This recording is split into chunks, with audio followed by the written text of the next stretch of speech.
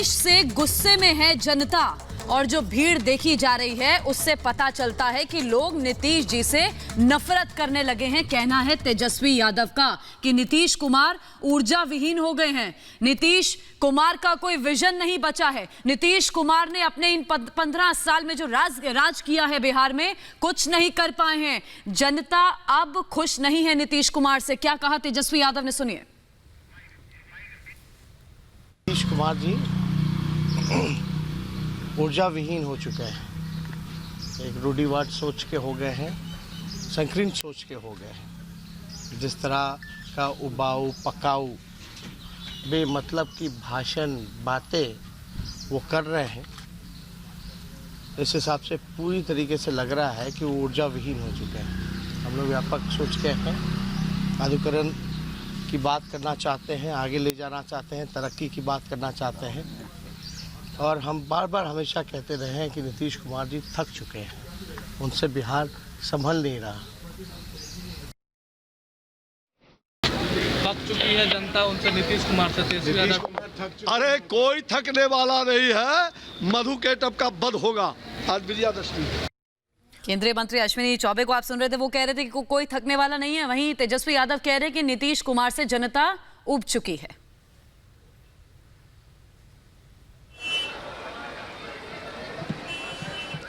बिल्कुल वो बातें हम सुना रहे थे। ये जो नगाड़ा बज रहा है, जरा बजाइएगा भैया, बजाइएगा जरा, बजाइएगा।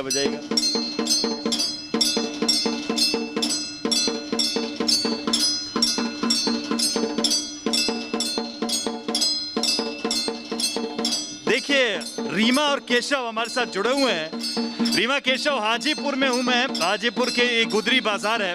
आज दशहरा भी है, आज लोग घंटी बजा रहे हैं और माता की आरती भी कर रहे हैं। आज आशीर्वाद भी ले रहे हैं नेता। लेकिन सबसे बड़ी बात, केशव मैं आपके पास आना चाहूंगा। केशव, सबसे बड़ी बात यह है कि जनता के मन में क्या चल रहा है, नेता अभी भी भांप नहीं पा रहे हैं।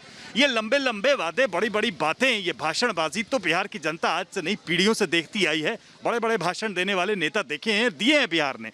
लेकिन पब्लिक के मन में क्या है, ये अभी भी नेता कंफ्यूज नजर आ रहे हैं। केशव। बिल्कुल रवि, मैं लगातार लोगों के बीच जा रहा हूं, उन्हें समझने की कोशिश कर रहा हूं, उनसे फीडबैक ले रहा हूं, लेकिन ये चीज तो बिल्कुल साफ नजर आ रही है कि इस वक्त जनता भी कंफ्यूज है। हालांकि जनता बदलाव की तरफ अपना रुख दिखाती नजर आ रही है, लेकिन ये जो मुकाबला है इस वक्त काफी कड़ा नजर आ रहा है। खास बात यह है कि नीतीश कुमार के साथ जनता का वो तबका नहीं नजर आ रहा है जो तमाम जगहों पर, जैसे भ्रष्टाचार के मुद्दे हों, जैसे सरकारी कामकाज के मुद्दे हों, पुलिसिंग का मामला हो, इन तमाम जगहों पर जनता का जो सपोर्ट है वो नीतीश को नहीं मिल पा रहा है। लिहाजा जैसे सरकारी कामों में जहां पर उन्हें भ्रष्टाचार हो रहा है, घूस देने पड़ रहे हैं छोटे छोटे सरकारी संस्थानों में, तो जिसकी वजह से ये बड़ा ड्रॉबैक है नीतीश कुमार। बिल्कुल केशव, लेकिन जब 15 साल की बात की जाती है, जब 15 साल की बात की जाती है, जी केशव, जब 15 साल की बात की जाती है तो उसमें नीतीश के एक कार्यकाल की अच्छाइयों की भी बात होती है। तो क्या असेसमेंट 15 साल पे होगा, ये दिलचस्प है। हमारे साथ रीमा बनी है। रीमा, आप कहाँ पे हैं और क्या वाकई में 15 साल का जब असेसमेंट होगा तो नीतीश के अच्छे काम को भी जनता देखेगी? क्या उसके वोट को ये प्रभावित करेगा? बिल्कुल, चूंकि आप 15 साल का जिक्र कर रहे हैं और उससे पहले हम तेजस्वी की दरअसल बाइट सुना रहे थे अपने दर्शकों को, और मैं इस वक्त अरवल में हूं। अब उनकी बातों को लेते हुए, यानी तेजस्वी के बयान को लेते हुए, मैं अरवल के समीकरण पे भी फोकस करना चाहूंगी कि अरवल की जनता जो है वो बीजेपी और माले के बीच में कंफ्यूजन की स्थिति में है।